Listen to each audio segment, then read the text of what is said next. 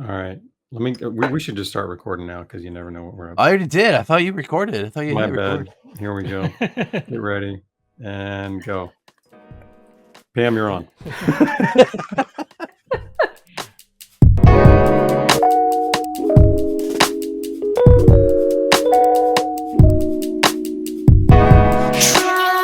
How you guys doing? Good to see you, man. Yeah.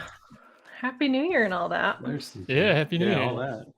Well, Happy New Year. We haven't seen you since last year. Yeah. Jeez. Right. So long. So long. That was a lot of fun, though. We did a lot of astrology stuff over there. We had a lot of interesting comments and banter about that. I really enjoyed that, and I'm kind of excited to have you guys back and do something a little different. You know what I mean? Because there's so many facets to you guys. You know, I don't want anybody to just think, oh, you're just an astrologist. You know what I mean? Like, I mean, there's a lot to you, and I'm excited to dig in. So thanks for coming back. Yeah, I thanks for know. having us. We're super excited about it because this is the kind of stuff that we talk about, all day, and we'll just nerd out on anytime we have the opportunity. So I'm excited to have other people that are willing to like talk about it and explore stuff, right? Like all the stuff that we talk about is just like figuring out what is going on in your brain, or figuring out the science of how brains work, or just like how people are. Mhm. And You just used the S word? the S word, did. I did. Science. I did use. Isn't it crazy? Like the scientific method is actually like a thought process where you explore all of the opportunities for reason and find all of the answers without making conclusions about how things aren't. And people throw around the science card as almost like an ideology, like, nope, I'm not going to read anything into this because science. Bloop. Like, they don't know anything about the science. They just like, science. Yeah. Yes. Yeah, that is crazy.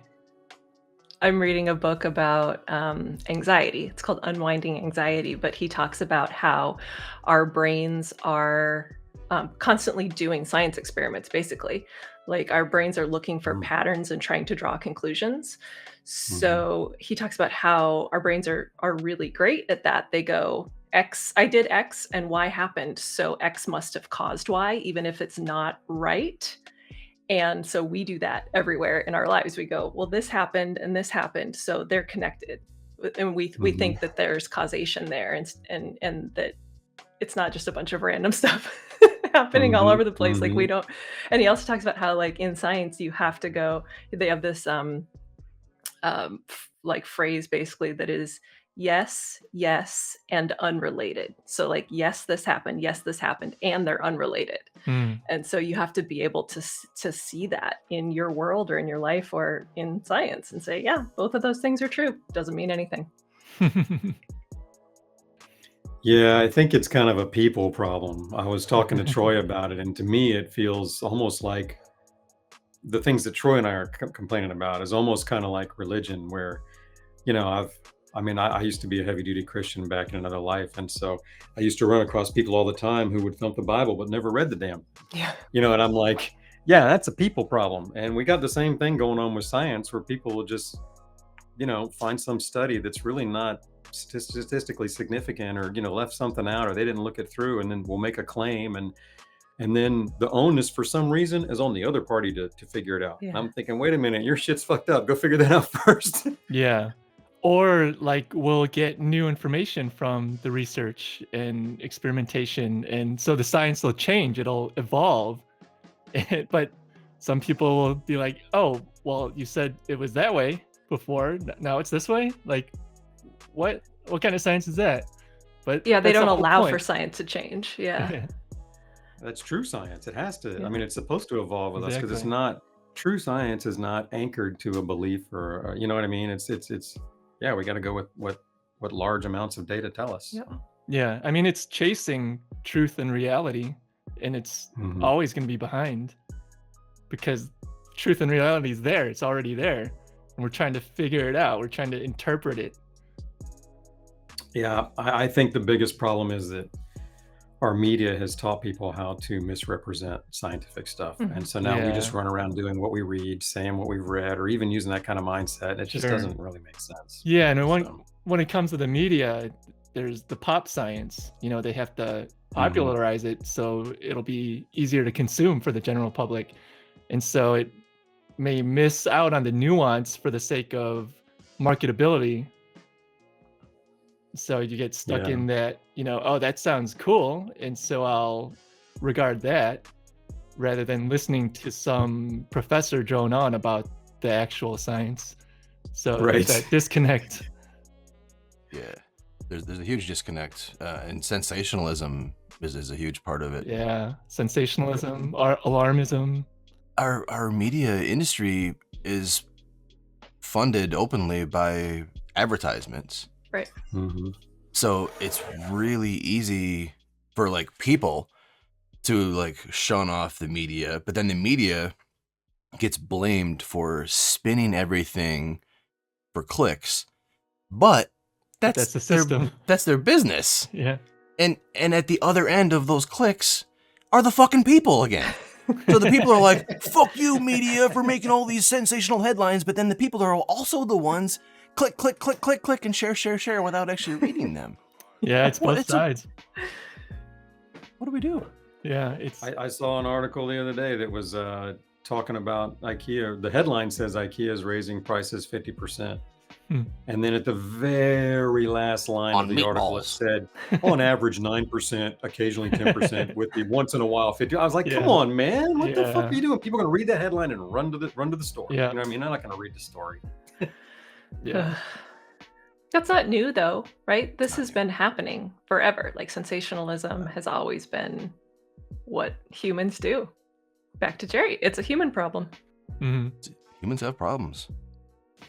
I just watched the new Matrix. Have you guys seen that? Yeah. Yeah, we just watched it. I fucking love that stuff, and I can't stop watching the analyst, all his scenes, where he starts talking about how nothing matters except what you believe in here, and you guys believe the craziest shit. I was like, that's right.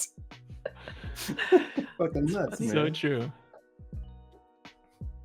I dug that flick, by the way. It was Fucking good. love They that did a good stuff. job. I was happy with it.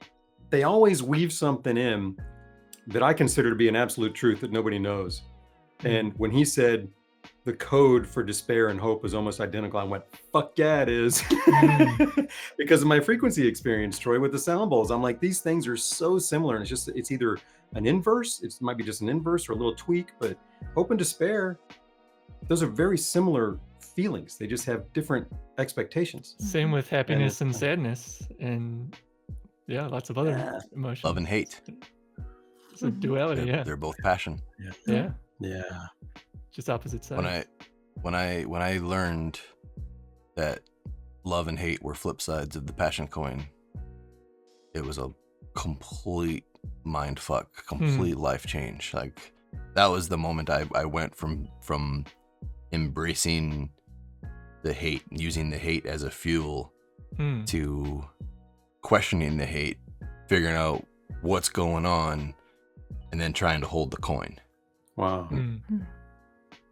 Nice. That's powerful, man. I love that. Yeah. Gotta question things, man. Gotta question. Like we talked last time about how I was starting to question, like, is this projection? Like, am I projecting things? It was kind of along the same lines. Like, why am I angry? Like, why is this energy like this when I'm trying to do something or accomplish? Like, how is there negative energy? I had to think about those things. Yeah. Mm-hmm. One thing that I'm learning in that book that I'm reading is that basically everything that we do is habit. Anxiety is habit. How we eat is habit. Literally everything that you do, every reaction that you have, every thought that you have is habitual. We don't do anything new unless we consciously interrupt our pattern and do something differently. Oh, wow. So if you're finding that you're constantly getting angry about things, or you've got this negative energy, or if you are in a loop where you're always feeling anxious, it's because you've developed the habit of anger or the habit of anxiety. And it's simply because our brains try to do things in the shortest and easiest and fastest way possible.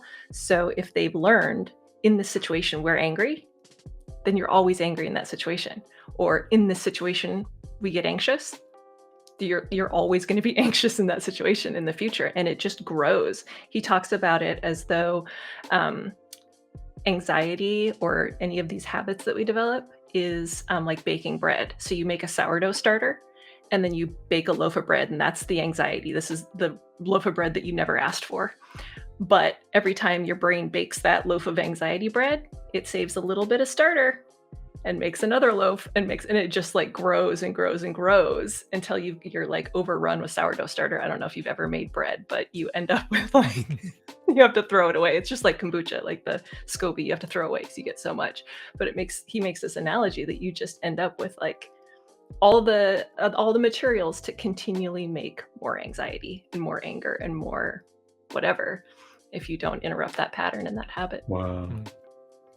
Fascinating. And I feel like I can kind of relate to that because I've noticed myself having different types of reactions to the same situations over the years. Like situations that I used to be relatively comfortable in, now I avoid because I just get like a weird, shitty anxiety. And I haven't been sure if it was like PTSD thing or what, but yeah. I have noticed that certain types of like negotiations and like car salesmen, I won't even deal with it. I'll lease a car rather than buy a car just because I don't want to fucking deal with a car salesman ever again. Mm-hmm. I know that feeling. Yeah. Like I'll walk in and pay cash, pay $3,000 extra. I don't give a shit. Like I just don't want to deal with that weird routine that car salesmen put people through. Because it's fake, right? It's artificial. Like that whole process shouldn't ever happen. Yeah. And having like, and you know, both of you know it. Right? You're both there. It's just bullshit on both sides. So to put yourself in that situation, yeah, it's like, why would I even waste my time? Yeah. That whole thing where they go to walk and talk to their manager, I'm just like, don't fuck with me, man. Come on, just sit here. You're gonna have a cup of coffee. Should I take a break too? Is it time to take a break? I tell them, I contact them now before I go. And I tell them straight up, I'm like, this is how much money I'm going to spend. This is the car. And I'm going to be there for 15 minutes. Like, if we can't fucking get me out of there in 15, 20 minutes, then you don't get the commission. I don't get the car. I go somewhere else. Like, I'm not fucking around. I only have 20 minutes to spend today. Like, let's do it. Dude, I love you. How do you, did that works? It takes like 2 hours to get a car every time I go somewhere. It's got to be premeditated. It's got to be, you got to like say, you got to, yeah. Wow. I like that. That's ballsy, man. It won't be like that. Because they get to do their work on their own time. I used my own self as the inspiration because when somebody puts me on the spot to do the work, like I'll mostly do it just to get somebody off my ass. But when I can do the work in my own time, like when I get an email at 2 a.m. and hey, I got 20 minutes to do right now because I'm fucking bored. Like I'll happily do this work on my own time. Because most of the time when work comes, it's like in those windows and it's like, I'm fucking busy, you know? But doing work on your own time. So like when you email these car salesmen, they can do it on their own time. When you get the transaction moving in the virtual world, they can work on it in their own time when they don't have another client to deal with. Makes a lot of sense. Thank you. Yeah. I like that. Smart. That's awesome. Cool. I like that. I hate dealing with people. That might be the best tip of this show, folks, right there. That's great self-coaching. You went in proactively and you prepared and you did your thing beforehand and you got all that. 20 minutes. Love it. A long time ago, someone pointed out to me that I was blaming the listeners of my communication for my communication problems, and that I had to own my own communication. Like you can't walk around and saying XYZ, and then when people hear ABC, you can't be like, "What the fuck? I'm saying XYZ," and you can't blame the listener. There's always going to be some listeners that just fucking won't get it, right? But you can't. You have to own your own communication. And in me owning my own communication, I also learned to kind of avoid the positions where I clearly cannot communicate adequately, accurately, or on the spot. So yeah, I'd much rather go into a situation prepared Yeah. than get put into a spot where I'm negotiating and signing checks. Yeah. Mm-hmm. That's awesome. So I make really bad decisions when I'm in that tense Yeah. You're spot. aware of your weaknesses and you prepare for it Yep. and mitigate it with your strategy. That's awesome. Well, why I like to work for myself and not really for other clients and stuff too, because like when those big crunchy things come and everyone wants like a complicated answer on the spot, I tend to like, I'm gonna need like 2 days to chew on some data. Yeah, I'm like that too. I'm the same way. I'm the opposite way. I will give a very strong opinion with absolutely nothing to back it up. That's funny. I'm the opposite, and that I'll tend to kind of bounce it back at them. Kind of, why? Or, what's that all? What are we trying to accomplish here? I'll start poking at it and see what happens. Well, we took this quiz that Pam sent to help figure out our saboteurs, which is a new word that I had to learn both how to spell and pronounce. Yes. Yeah, it's not an easy word. But it's by a site called Positive Intelligence. And, there's a million like quizzes and books and tons of self-help that you can do out there. But the idea here is that every little bit of awareness that you can develop about yourself helps you incrementally, right? Like you're gonna learn something and it's gonna help you a little bit. You're gonna learn other things and it's not gonna be for you. But there is so much information out there on the internet and in books. Like there's a never-ending amount of information that you can get if you want to develop a little bit of awareness. And the reason that this awareness is so important is because like we don't wake up one day and go, I've got a problem, I'm going to get help and I'm going to fix it. That's not how humans work.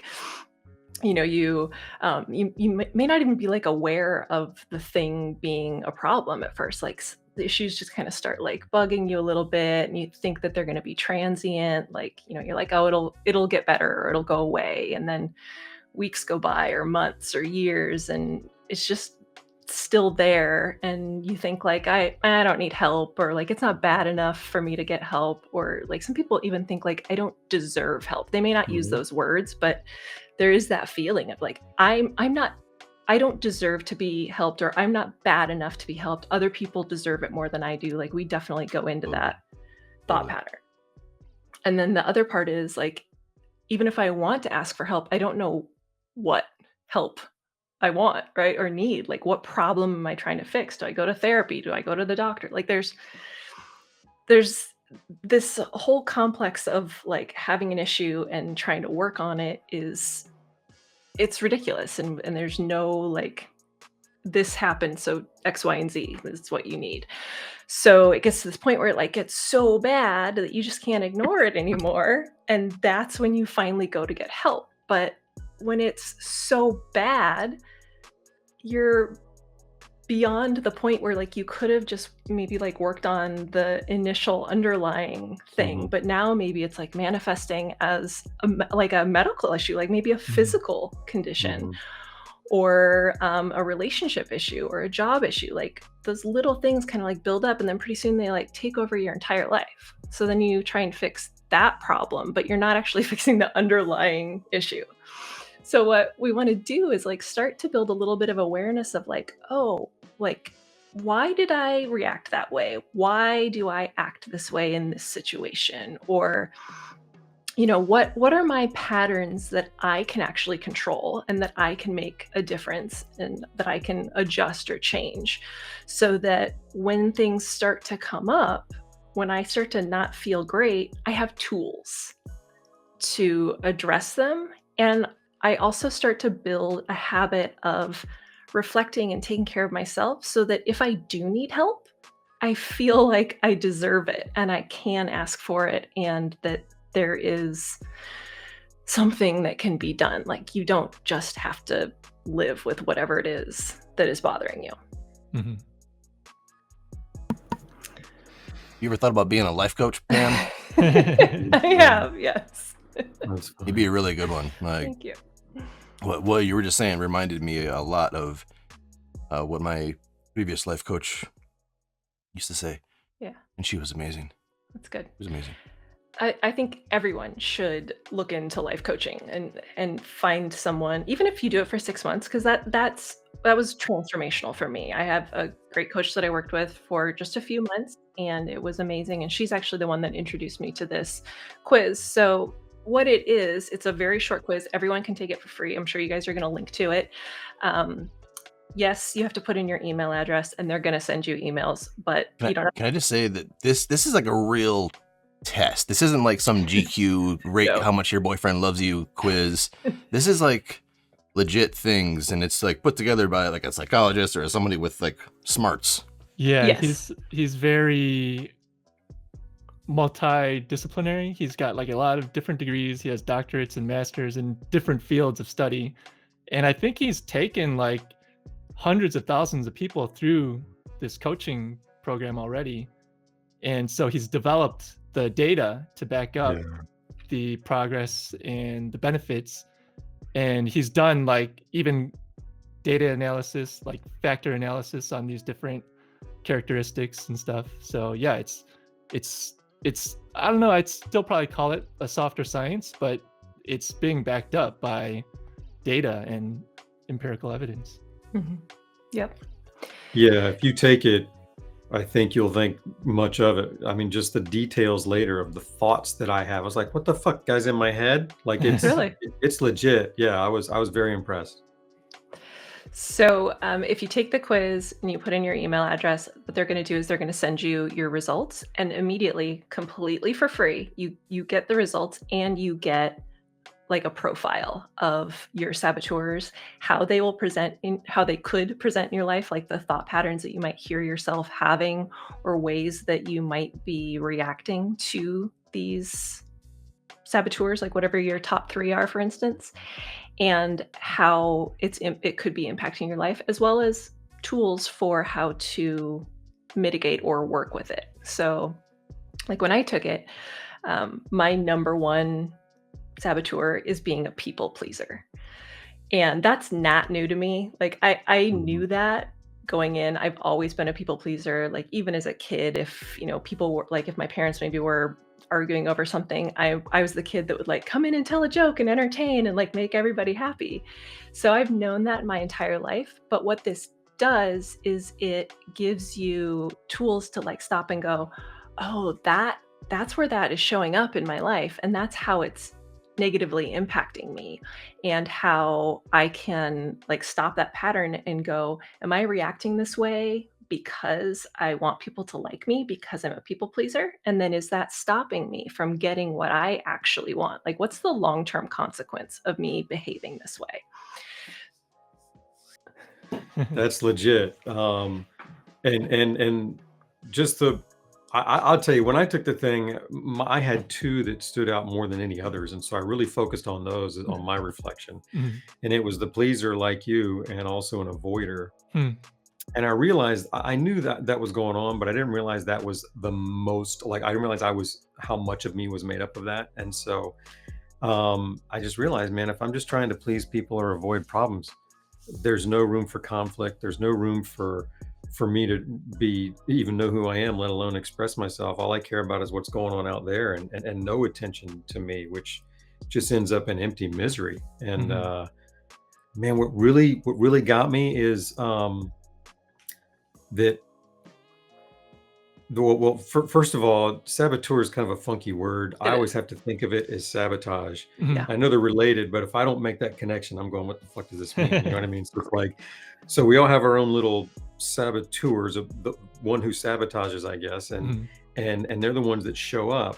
And the problem is, I've been at it so long that I now confuse what's truly giving versus what's giving to please, Mm. because my excuses are so fucking great. You know Yep. what I mean? Or, oh, but it's all about that person, or oh, it's all in the name of love, or whatever you want to come up with that Mm. makes it sound like this is great. And I'm now going, man, I think I've lied to myself in some instances along those, and it's hurting me. That is interesting. So did the impact on self and others that they talk about with people pleasing, like leading to resentment and burnout, or jeopardizing your own care to take care of Hmm. others, did that ring true for you? Okay, look, I read every one of the characteristics and went, well, that's me. It says, has a strong need to be liked by people and attempts to earn it by helping, pleasing, rescuing, or flattering them. I'm like, Yeah. motherfucker. If somebody could look at me all day long and go, that's just all he does. Needs frequent reassurance by others about their acceptance and affection. I'm suffocating my wife with just needs for affection. And I'm going, damn, there you go. Can express own needs openly and directly, does so indirectly by having people feel obligated to reciprocate care. And I'm just going, man, once again, I do that all the time. I try to set myself up as the foundation so that I don't have to face my own problems. Other people have to for me. And it's just really fucked up. The thoughts. Yeah, man. Let's see. To be a good person, I should put the needs of others ahead of my own. Of course. I mean, that's one of the best excuses, right? To do this stuff in the name of good and be Right. fooled by it and never question it. That's the best part about these is then you don't question them ever Right. because the answer's so quick. Oh, it's good. Boing. That's in the good box. Yep. Man, those are the most camouflage saboteurs. They really fuck with me there, man. I was a pleaser as well. 8.8. I'm tied first place for pleaser and avoider. And then You and me. Interesting that you guys are drawn to each other and you have the same two characteristics. Yeah. And And we then- all have pleaser high in our scores too.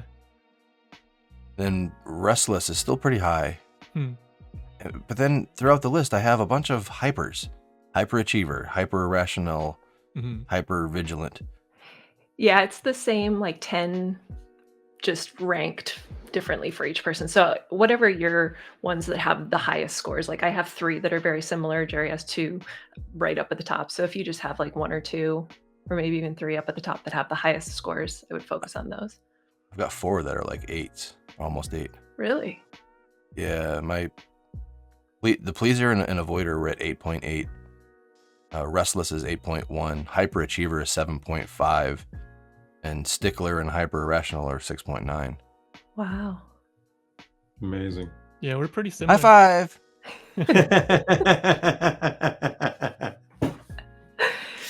That's hilarious. What's a stickler? That For one's the a rules. that one's a funny one because I'm a stickler? Yeah, me too. well, I got a 0.6 as a stickler. Nice. I love letting shit slide. it's really perfectionism, and it's not necessarily like we think of perfectionism in the sense of like somebody who has like perfect appearance or like their work is always impeccable or whatever, but perfectionism and this stickler can show up in a lot of ways. Like it can show up as being like intolerant of other people not living up to your standards. It could be that you can't deal with criticism, which is one of the things for me, because it feels like if someone's criticizing you, then you're not perfect. It can be that you hate mistakes so much that you just don't do anything.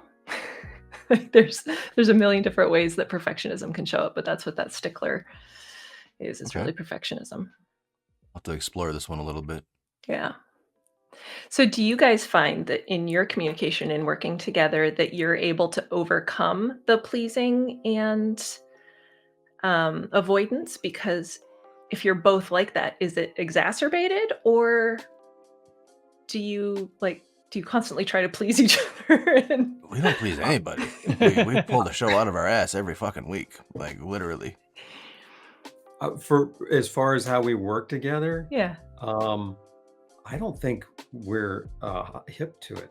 Like I think we're blind to it because it doesn't show up as something that is good or bad for me. I mean, I always saw our working relationship is really open and smooth, and because we were open, we weren't trying to hide shit or do this or that. We were always just kind of the transparency helped things go. But maybe it's transparent because all we're ever doing is making sure the other one's happy. or avoiding things that we don't want to talk about, and that helps Sure. make sure the other one's always happy. At least that's how I see it play out in my life. I haven't looked at it and seen how I'm doing that to Troy, Mhm. but if this is affecting us, and it could be affecting us maybe in vision or productivity or call to standards or something. You know what I'm saying? Right. Maybe there's things that we just let each other slide all the time. I don't know, but it can be easy to just, we're just two stoners, we'll get there. You know what I mean? That kind of thing. And I don't know. I hadn't thought about it at all, but Yeah. those are my first thoughts. Yeah, that's interesting. Something to think about. Yeah. I know that the pleaser thing comes up for sure in my relationship with CK because I will, not say I need this. I will just take care, I'll take care of everything else and my needs will go unmet and that's my fault because I don't say I need this because I'm just trying to keep the peace and make everything happy. So learning that I Mhm. was a pleaser was key in me being able to step back and say, in order for him to be happy in the relationship, he needs to know what makes me happy and what I need. So by not telling him what I need, I'm harming him. Like Mm. we think that by being a pleaser and just not worrying about our own needs that we're doing a good thing for the other person, but we're not. We're harming both of us and we're harming the relationship when you let your own needs go unmet. Boy, it's hard to see it that way sometimes. Yeah, totally. Do you guys feel like Yeah. your top saboteurs are rooted in how you went through childhood or childhood events? Yes. Oh no. That and current. I can time to both. Mm, In fact, in my opinion, I developed them in childhood and perfected them now. yeah. I mean, that's what happens. I Those are feel like, habits. yeah, these are related to early maladaptive schemas.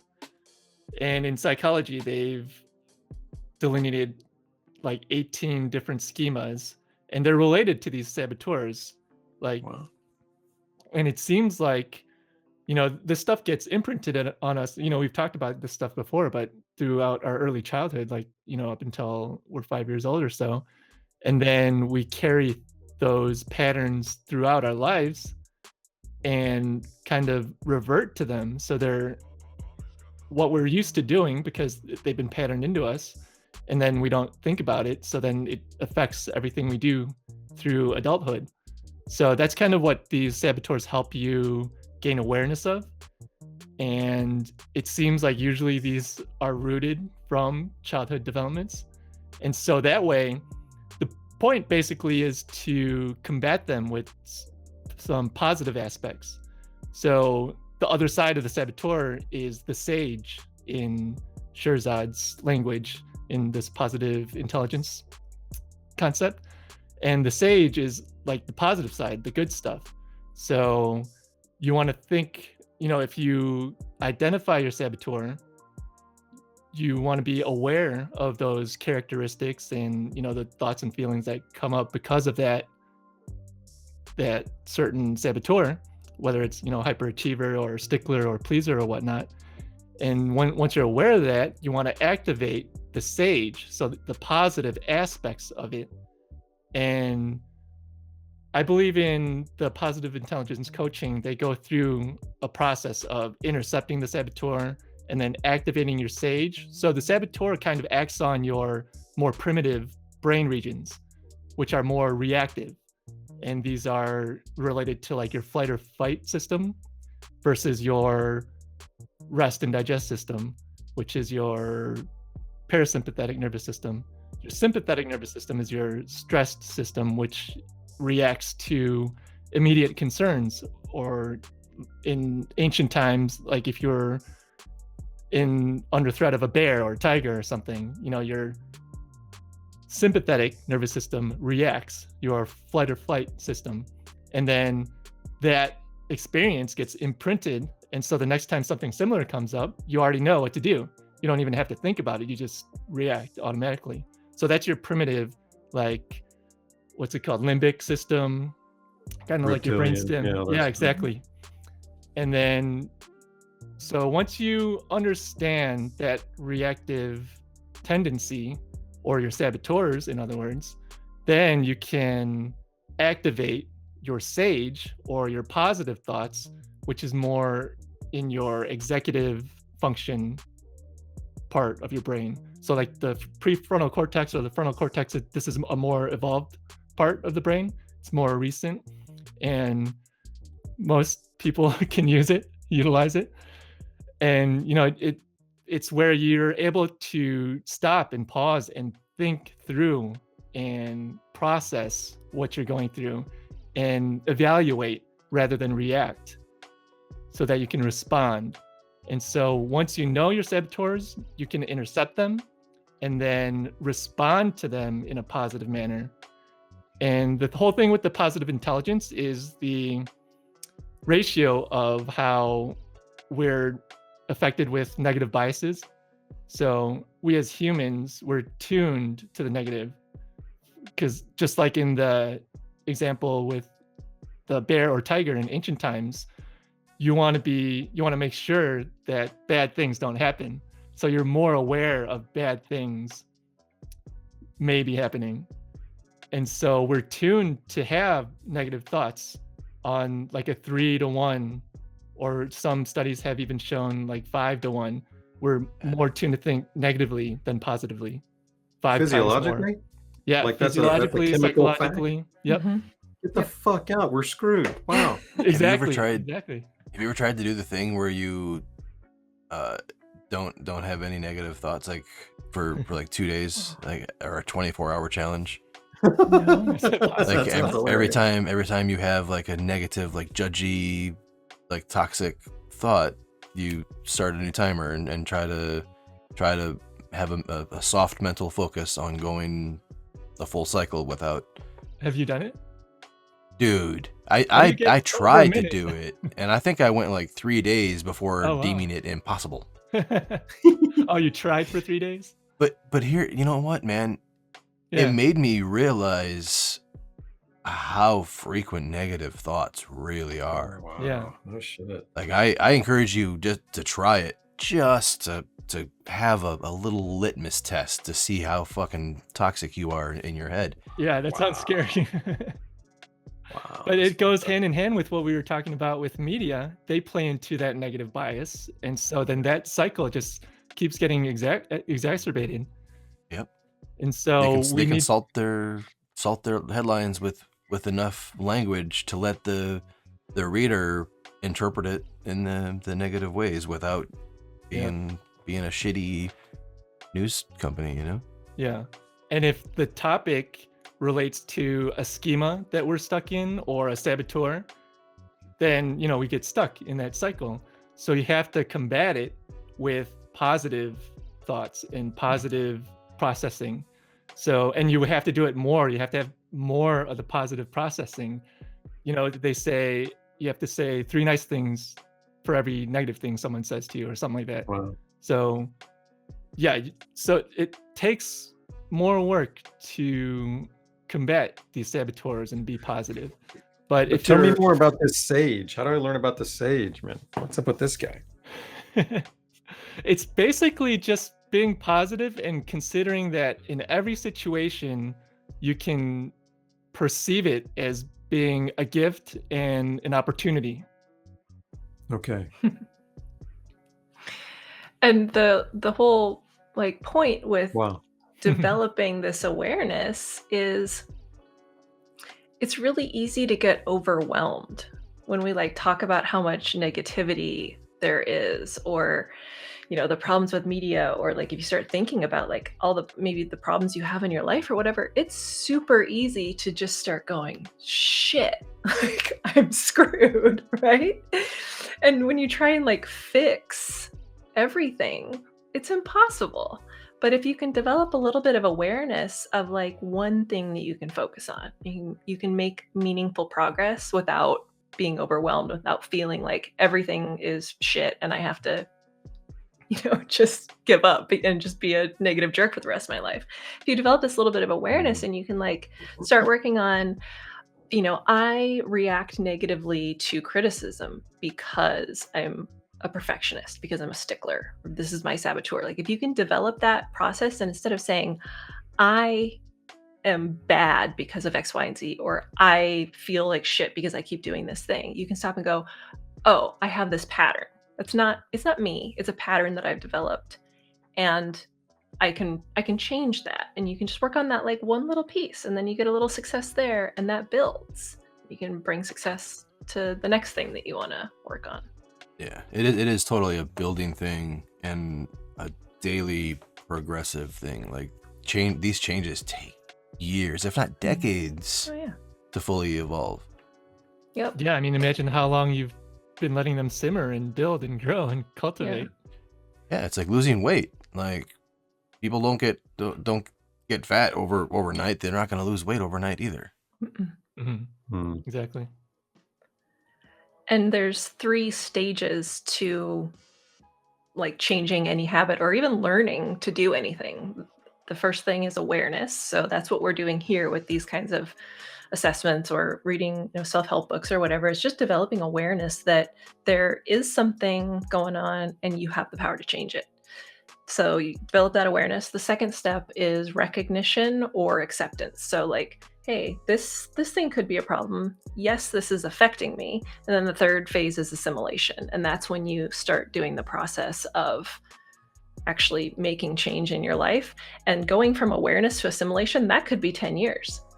Right? There's no timeline for this stuff. Like there are things that I am working on now that I go, yep, I remember this being a problem when I was 13. Like we're stuck with this stuff for years and years and years, and you're not gonna like wake up one morning and be perfect all of a sudden. We're humans. But if you can like make little incremental changes that improve your life and the life of others around you, then that's progress. I feel like there's a good acronym opportunity for the stages that you just walked us through. There was awareness and ended with ass. What was in the middle? There's awareness, recognition or acceptance, and assimilation. So RS. RS. RS. All right. That's great. That reminds me of what's it called? Trans theoretical model of behavior change, where the steps are similar, and I'm not sure if you can come up with an acronym for this, but it starts with pre-contemplation, then contemplation, then preparation, then action, and then maintenance, and then either relapse or maintenance. PCP-AMM, we got that one. That's no problem. Sure, PCP Pam. PC Pam. You're one letter off from this one, man. Nice. CK Pam, that would almost work. Oh yeah. Well, now he's gonna go come up with some model that has that acronym. There you go. I like that. Fun acronyms are spice of life, man. I agree. I love making them up. Me too. I used to do it all the time when I was a developer. Like every time I got to build a new system, it was just an opportunity to. Oh, nice. That's why there's so many. You guys suck. I remember programming the Fat Wallet affiliate team advertising scheduling system, which was the fat ass. Nice. That's awesome. Yeah, I bet you were looking for ass on anything. Weren't you? That's a good one. That's what it sounds like. That's great. Fat ass, that's fucking great, man. I love it. I wanted to bring up the whole new year, new me kind of thing that humans always do, and get your opinion on it. Is this something that is like hallmarked? Like in humanity, like did corporations create this New Year's resolutions thing to like advertise everyone, get everybody in the gym, or what? I mean, I'm sure there's a lot to do with that, but there's also the fresh start effect in psychology, where we as humans, we have a tendency to have a greater motivation towards a goal after a certain period of time passes, or like a unique day of the year, like New Year's Day, because our brains like the clear demarcation of that temporal boundary or the time boundary. And so it creates this fresh start effect, like days of the week too. Like Monday creates like a fresh start. First day of the month creates a fresh start. Some people will use their birthdays. So it's just a mind thing where our brains like these, clean concepts. And so it's easier to start something. But the thing is, like, people get too, maybe not necessarily mindless, but not as mindful as they should be about their New Year's goals. So they may not be very realistic or specific or measurable or actionable or any of those things. And they just say, I'm going to do this, or I want to do this, and try to use their willpower to do it. But as we know, it's very difficult to start and maintain a habit with just your willpower. People try losing weight all the time. People try dieting, and it's hard to do it just your willpower. We hear about people failing all the time, right? Yeah. Mm-hmm. So we know from research that the most successful people, or the people who are most successful in implementing a habit or creating a habit and implementing a routine, are people who create their environments to be successful for that habit. So like if you're dieting, you don't want to have junk food in your pantry. Otherwise, that's going to be attractive to you. It's going to be enticing to you. You have to fight that with your willpower to avoid it. But if you don't have it in your pantry, then your environment shapes what you're going to do, and so you don't have to use any willpower or anything. You just can't have that junk food. So, yeah, I mean, I personally don't do New Year's resolutions because I'm fortunate to have a pretty flexible schedule, and I'm not tied to a calendar or even days of the week like most people are. So I'll start a practice immediately, or the next day, or whenever I feel like it'll be of most benefit to me. But I actually totally failed at a New Year's resolution, which I implemented this year after not being into resolutions. And I was trying to utilize the fresh start effect, but I became too rigid in my resolution. So I wasn't as mindful about it, and I wasn't considering all like those things I was saying before, like if it was specific and measurable and actionable, and there's like a time-based limit on it and all that stuff. And I just had this one idea in my head that I wanted to start doing this year, and I totally failed at it, and it totally brought me down. Like my mood was down, my mentality was down, and I was in like a sympathetic mode, a stressful, like fight or flight kind of mode, where I was feeling like I had a scarcity mindset. So I didn't have enough time, I didn't have enough resources, I didn't have enough knowledge maybe, or abilities. So yeah, I totally failed at my own New Year's resolution that I tried to support with the fresh start effect. But yeah, there's in a other words, lot don't that take goes into CK's it. advice, but listen to him. No, it's just my advice is to be mindful and That's awesome. not just throw out a resolution. You have to kind of reflect on it and make sure that that's what you want, and that the steps to get there. Because oftentimes if we just focus on a goal, we lose perception of why we're trying to get there, or our values to get to that goal. And so we need to make iterative goals, like micro goals within that goal, that'll get us to that goal. That way we can be more conscious of the process, and in turn that'll allow us to be more present during the process. Like how Bill Clinton, Matt Cutts us there with your resolution talk. You talked about how you failed and what you should have done and everything, but you didn't actually say what your resolution was. So I'm trying to create more content and I'm trying to get myself out there on whether it's YouTube or TikTok. I've kind of been exploring those mediums to get the stuff that I learn get this knowledge, this basically this stuff that we're talking about here. So for one, I'm very grateful that you guys are allowing us on this platform to share our knowledge. And for two, you guys are kind of leading the way and showing us an example of how to do it and how to just go about, basically we're just talking and chilling and chatting with each other. But you guys have this audience, this awesome audience that has been following you for a while, and they know you and they obviously like you if they keep watching. Or maybe, I don't know, maybe they'll keep watching if they don't like you. I don't know. They fucking hate us, but we have all the vapes, so they're like, fuck these guys. But Well, there you got the marketing That's the angle. There. show. You got the pull. There you go, man. And so, yeah, I was trying to do a vlog every day, and so I started, recording it, and then I was like I messed up a word there, so I'll start it again, and I'm like, maybe I should just record this and then edit it, and then I was like, I don't want to edit. I just want to do it in one take and be authentic and real. And then it basically all day I was trying to record like a 3-minute video, and I ended up not being able to complete it. Hyperachiever stickler. Yeah.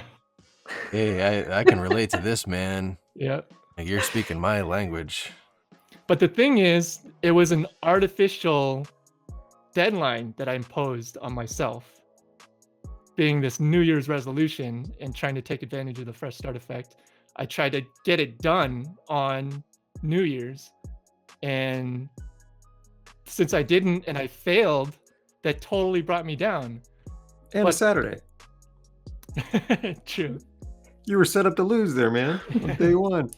Was your goal to do it 365 times where it's a failure, or can you keep on trucking and see how it goes and get better? Well, that's my goal now. So I, re-strategized. I've reflected on my failure and put a positive spin on it. And so, took it as a learning experience, especially the fact that I put this artificial limit on myself. Yeah. And so I put that on myself. So I did it to myself. And so, yeah, that was a lesson I learned. You said the first thing you said is the one that kind of stuck with me the most, where you're talking about that for me, looking back after what you said, you were right that the times that I do it and they fail are the times that I didn't give much thought. Just kind of like, hey, that's a good idea. Sure, let's run with it. Right. And typically I'm lucky if 3 or 4 months in I haven't dropped it off, but usually about 3 or 4 months in, that's when I forgot, and so has everybody else. So fuck it, but otherwise I'm kind of into the New Year. I'm not into the New Year's thing, but I'm for it in the sense that it's anything that spurs reflection and change is worth it, whether Yeah. it's if you're into the cycles of the moon, or you just want to do it on New Year's, or whatever the hell you're into.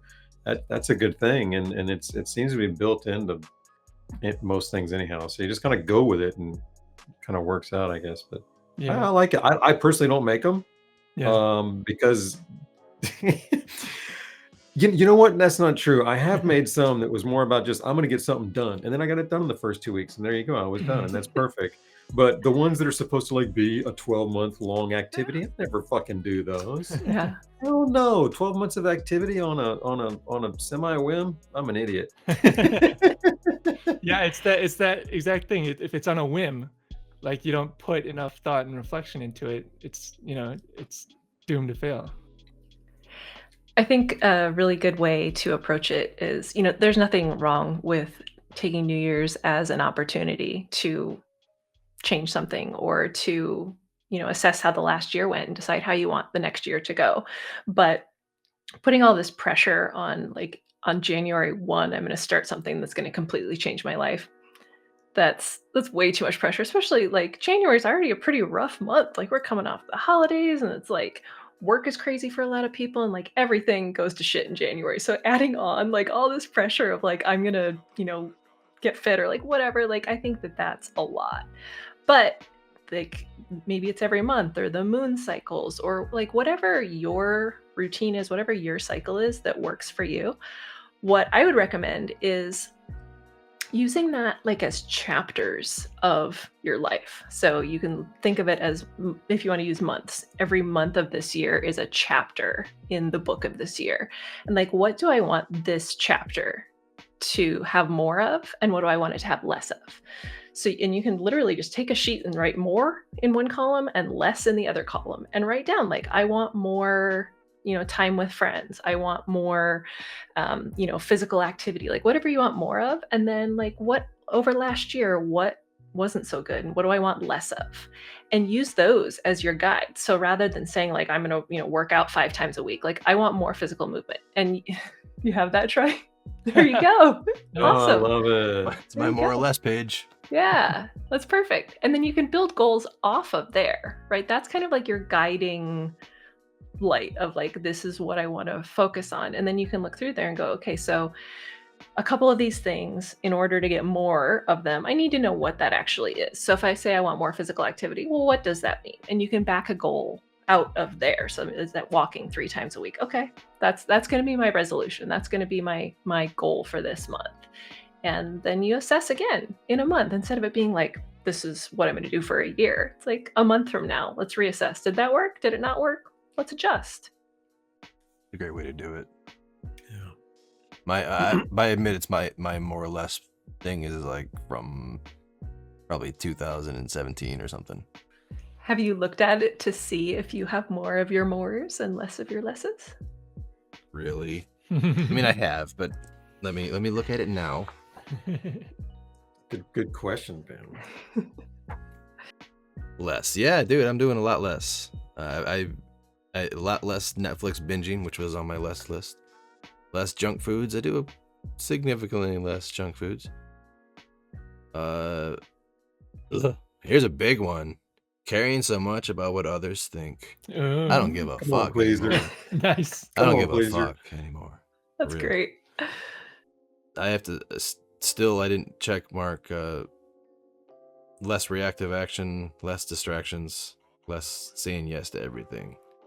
Still say yes to everything. Still get easily distracted. I've gotten a lot better on the reactive action.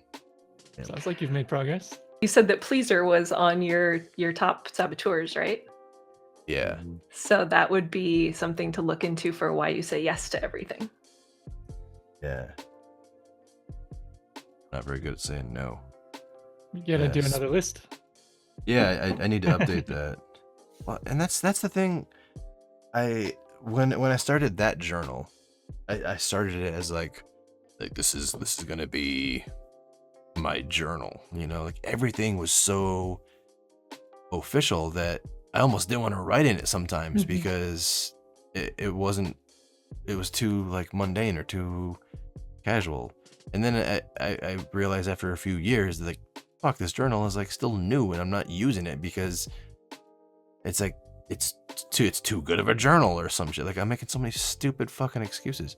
It's actually when I was talking to CK on a weekly that he was kind of pushing me to like write in my journal, and he was asking me, he's like, "Did you write in your journal?" That's great. I got a couple of those books, journals. It is. It took me years to start actually journaling every day, and now that I do, it's my favorite thing. Like looking back through what I wrote 6 months ago and just seeing like, oh my God, like I was so worried about this thing that doesn't matter at all. And it seemed like the biggest thing. And just to be able to No reflect shit. on that and go, Does what an this idiot. matter at all? Yeah, does this matter at all? It really gives you perspective. I don't know that I'd be able to read my old writing, write so shittily. Yeah. It's fun. So my failure of my New Year's resolution got me down, and then the next morning I journaled. And before that, Pam and I talked, and I was much better after that. And then the next morning I journaled, and I looked at the date, and I realized that I hadn't journaled for a week prior. And so that whole time I wasn't even reflecting on what I wanted to do for my New Year's resolution. And I realized that, if I was just journaling every morning like I usually do, I probably would have been more mindful about my goal and would have been able to strategize better. And even if I failed, I would have been able to put tools in place to mitigate how I felt from that failure.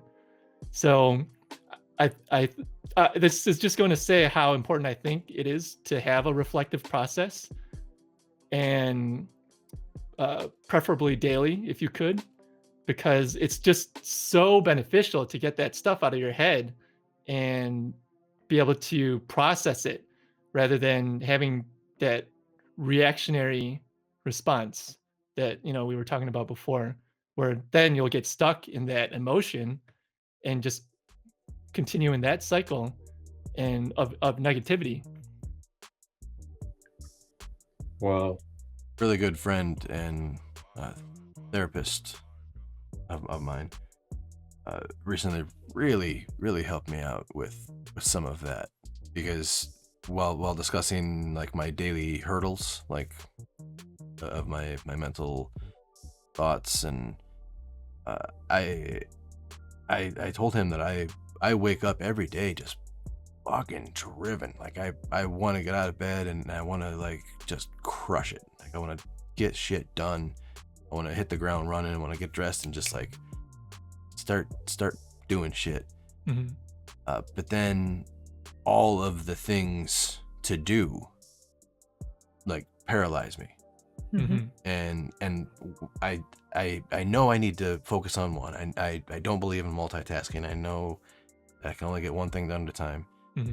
But it's inevitable that when I jump into one thing, I get called to a different thing that should be higher priority because it's been waiting longer, or it's because of this, or people want this, and then I switch to that, and then there's another one, and that's one of the biggest like sticks in my spokes, and I'll go days, weeks, months, sometimes just like dealing with that, and he helped, or he said when I hear these thoughts as should do this, to rewire them, to rephrase them as plan to. Mm. That way there's not like an obligation to do it now, and they become plans that I could Yeah. choose from. Right. And Yeah, that's that's actually great. been helping. I've been making 2 videos per day the last couple weeks. Now I'm in week 2 of it right now, and That's I'm only awesome. publishing 1 video per day, and then the other video is for either future or for the project thing, because I think we talked before about how all of my videos, all my projects have to be done start to finish, like right now, Mhm. because my ADHD, I feel Yeah. like it doesn't allow me to span multiple days. Doing 2 videos per day kind of hacks that into my system, where I can pick up a piece of a video that's not done from yesterday and continue it, because it's like I'm doing a video a day, and next Wednesday this video is going to be from 3 days, I don't know, but Yeah. it's working. It's good. Yeah, that's awesome. And that's great advice too. There's research that shows that, like, for instance, let's say you make a goal to run every day of the week, run 7 days a week. That's been shown to have less success than someone who says, I'm going to run 5 days a week. And if I feel good, I'll run the remaining 2. But if I don't, I'll use those for rest days. And even if both groups do, all 7 days a week, the one that gives themselves some rest days has better potential of continuing on with that habit. So there's something in our brains that likes having a little buffer.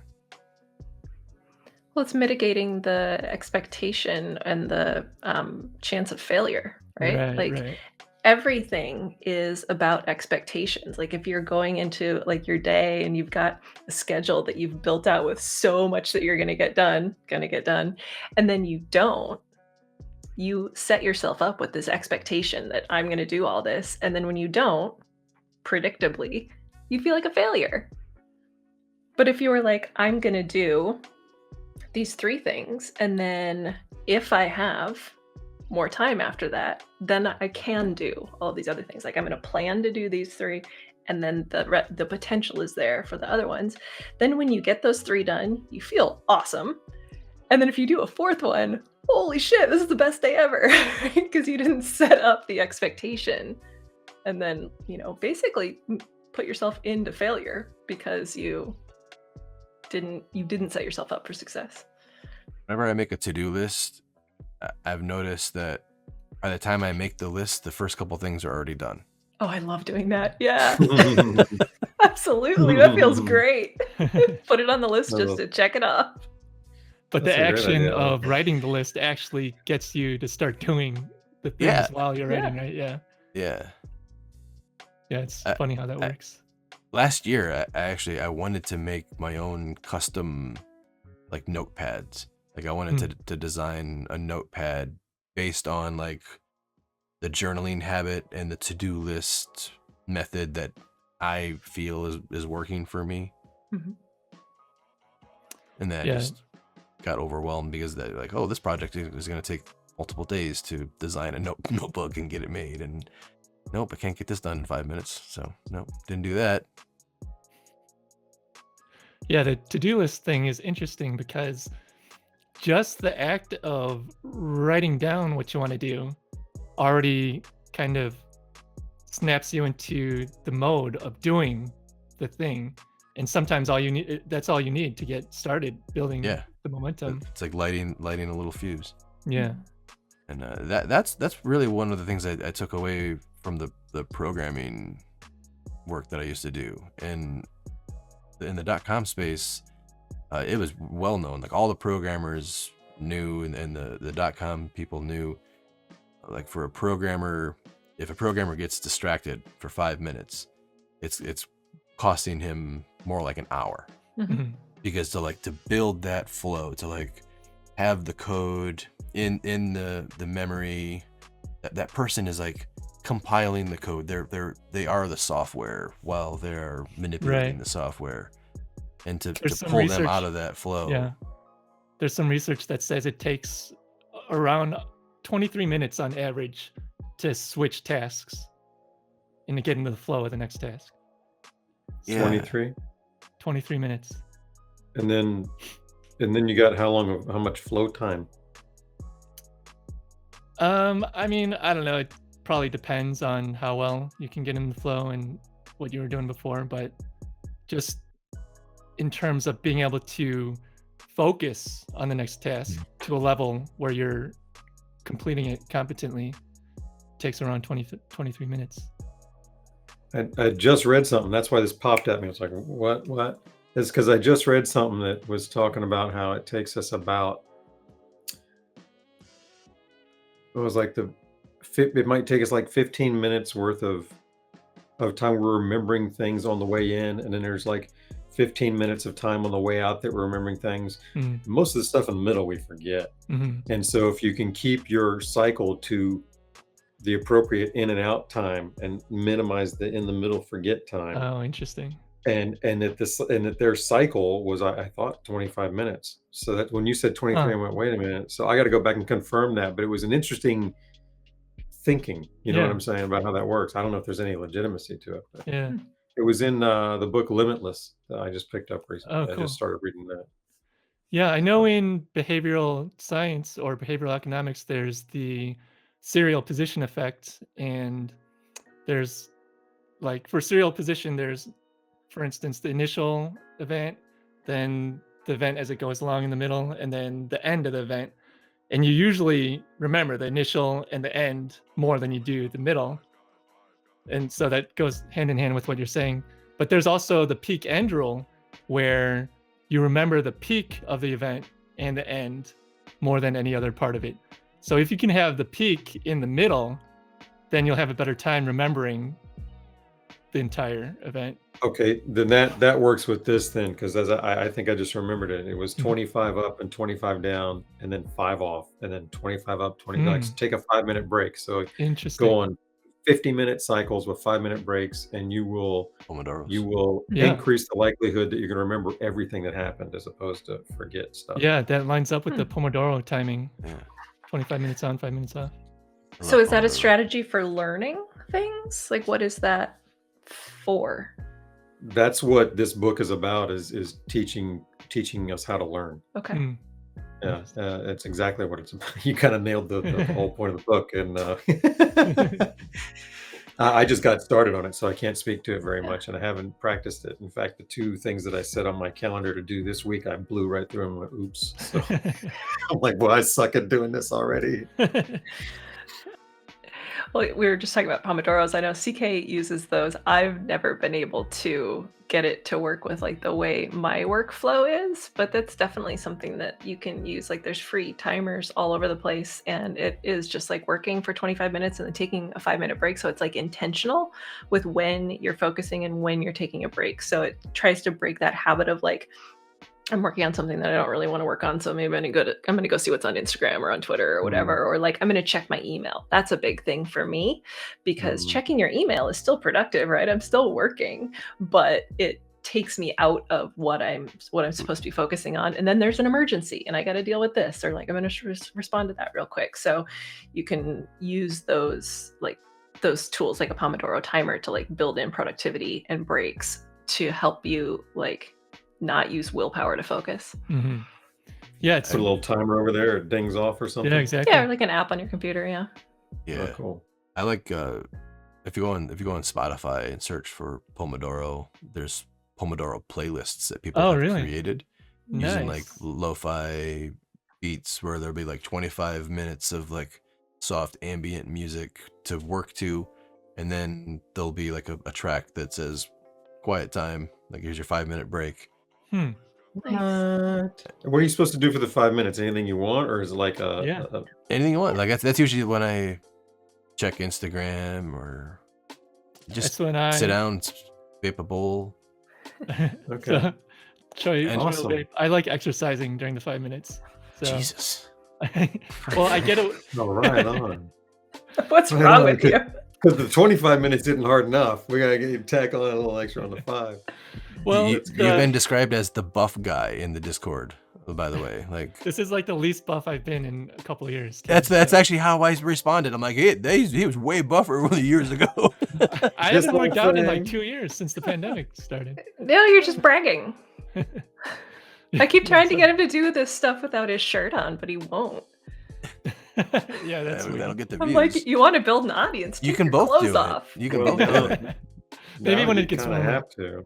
Jerry and I were talking okay. about this yesterday, a couple days ago, because there's in the cannabis space, some of the cannabis influencers, like the female ones that just go and have some dabs in their bikini and have like millions of followers or whatever.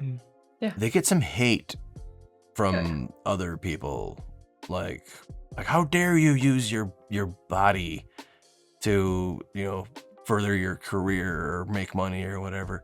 Yeah. And I was talking about it with Jerry, and I thought about, what if you switch body with mind? How dare you use your mind, something that other people don't have? How dare How you? dare you use your intelligence? Mm-hmm. Mm-hmm. Yeah. Use what you got, appreciate that, people. man. Right? I mean, look, man, if I had a rack that would get us 1 million followers, you'd all see it. I'll tell you that right now. I appreciate that, Jerry. I appreciate No it. way around it. I have a double appreciation for that, honestly, and that's not a double joke. Yeah, I don't want to discriminate against sexy people and doing their thing. Do your thing, man. I mean, there's a game out there, and if that's how you want to play it, you know what I mean? Like I just didn't have the opportunity, so I'll just shit on it. So there you go, I don't want CK. to do that. Get your shirt off in your episodes. Pomodoro time works well though, because it's good. Changing that subject. Well, no, I mean that could be What all size you shirt need do to you do. wear, CK? You a medium, tight? You really want to know? This is a large, I think. Large. H&M A large. large? Oh, He's pretty right tall. on. He's a big dude. Yeah. Yeah, I'm Okay. looking a little thin. He's starting to participate here. I like this. We're gonna get that shirt off. Jesus Christ, Jerry. I don't know. I can't stop. I'd never thought of it before, and then we said it, and now it's all I can think about. So Pam and CK, do you have any show plans? Anything things happening with your show or with your coaching businesses? Not exactly yet, but something that I do want to get off the ground soon is my Evo Thrive program, which is a totally functional health program that covers mental health, physical health, social health, and it's a 90-day course basically. And I began developing it over 5 years ago, and so I've learned a lot, especially on the behavioral sciences side since then. So I want to update it with more stuff on the behavioral end. And so what I want to do is kind of go through it day by day, because that's kind of how I created it. I created it each of the 90 days, day by day, as I went along. And that helped me reach the goal of completing that program, because I had a little bit to do every day, 1 day's worth of content, which was a lot more effective than trying to build the whole program out like at once, or just trying to conceptualize it. So yeah, I created that over 5 years ago, and most of the information still holds, and a lot of it's probably still new to a lot of people, and a lot of it has become more mainstream. And so I'm wanting to update it, and I'm thinking I want to do it day by day, and I figure while I'm doing it day by day, I might as well put people through it while I'm updating it, so people can benefit from the program while I'm updating the program, because I'm doing it anyway. So I want to start that up pretty soon. So I don't know, I asked you, Troy, if you'd be interested in maybe creating a Discord channel or something that I could take your community through, those 90 days or something like that. But yeah, I'd like to get started on that sometime soon. I'd love to find a sample group, be a part of a sample group as well. Yeah, I mean, it's super simple and it's easy. The point of it is for it to be so easy that everybody can do it. And it's very incremental. It's a lot of the stuff that we talked about with reaching goals and stuff like that. The stuff is very micro and incremental, and it builds up throughout the whole course of the 90 days. And it covers a lot, and it's very interdisciplinary, like through mental, physical, social, like I said, and tries to incorporate like evolutionary biology, positive psychology, behavioral economics into like a cohesive format. So yeah, and like time commitment could be anywhere from like 1 minute to 10, maybe 15 minutes a day. Okay, and that's not a lot. Yeah, and most of that, it might take maybe 3 minutes to read through all the content. If you don't have 3 minutes, it'll take 30 seconds to read the key points. And then it could take, once we get into the meat of the program, the practices could take, anywhere from 3 to 10 or 15 minutes a day, depending on how much you want to implement. So it's designed to be super simple and easy to implement. Sounds super fun. Yeah. Super useful. Yeah, I like that a lot. So Looking yeah, forward to trying to that. figure out Let's do it. how to go about. So yeah, maybe I'll talk to you more about that. I got my Dynavap here. Nice. I've been using How are you this enjoying lately. your Dynavap?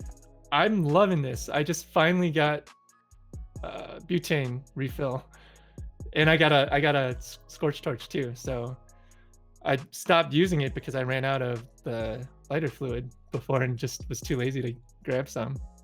But yeah, I'm really liking this. I'm starting to get the hang of it. Do you have it right there? Oh, can we see? Oh, Yeah, nice. I like this one. Did you torch that one, or did Troy do the color? Troy got me this one. Because that's a custom. Yeah, Oh, is it? Looks like one that I heat treated. Dude, that's like Troy's handiwork, one of a kind. Nice. That's like legit, man. Like, hang on to that. Yeah, thanks. I love this. I love how it looks and how it feels. That's awesome. I love that, man. Yeah. Nice job there, Troy. Yeah. Dang, that's some skills.